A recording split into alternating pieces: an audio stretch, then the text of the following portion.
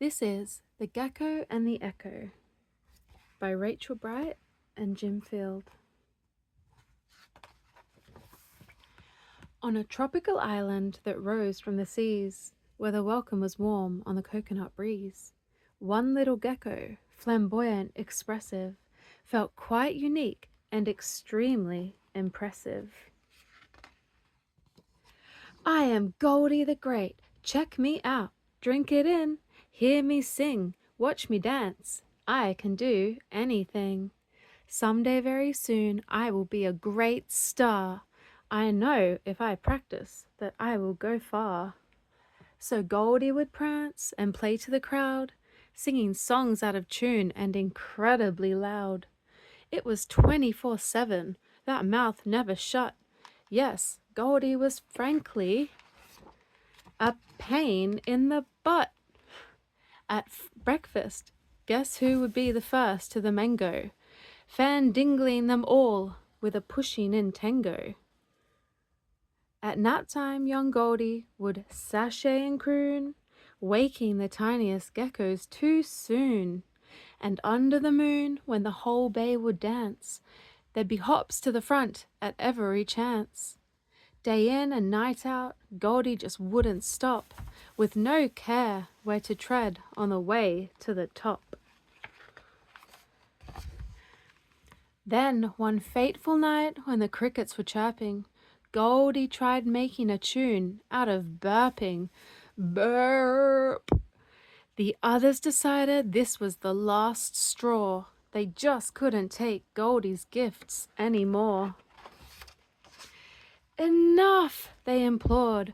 You're all me, me, me. We don't want to listen. It's too much, don't you see? Goldie was shocked, dumbfounded, and stunned. Greatness like this should never be shunned. They were just the wrong audience. That was a fact. It was time to go elsewhere to practice this act. So, with an indignant swish whip of a tail, Goldie flounced off on the Red Canyon Trail. In the empty crevasse, a voice could ring out, belt out a tune, free a burp, have a shout. With a smile and a jump, Goldie let out a woo! But before the next whoo, came another voice too. Woo!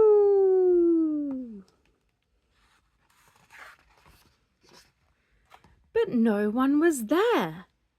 So who wooed on the who?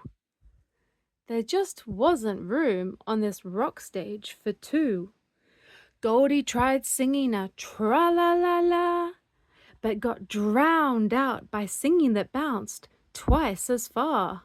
Tra-la-la-la-la-la-la. And the song was not good. It was all out of tune. Who, Goldie thought, is this other buffoon? Be quiet, Goldie hollered. Be quiet, came the shout. This other gecko would have to get out. But then ever so quietly across the blue sky, some surprise inspiration came fluttering by. Hello there, it tinkled, I have an idea, whispering gently in young Goldie's ear. The voice that you hear, it isn't a gecko. That shouting and singing, it's simply an echo. What? Spluttered Goldie. That can't possibly be. That terrible wailing, that ruckus was me? Well, Goldie was stumped. Could this really be true? If it was, then this knowing was urgent and new. The Koa said, greatness, it's not what you do, but how you are doing it. That matters too. Goldie felt changed. A new day is dawning. I must hurry back to my family this morning. I want to return to my sparkling bay and perform in a new, very different way. So at breakfast time now, Goldie says, "After you," with a slow waltz reverse to the back of the queue. When babies get tired and are closing their eyes, Goldie hums soft, snoozy, hushed lullabies. And under the moon, when they gather at night, Goldie just can't help but groove in the limelight. But now those maneuvers are mindful and kind for all those in front and all those behind. Uniting all geckos to dance and to sing, making them feel they could do anything. This was real stardom.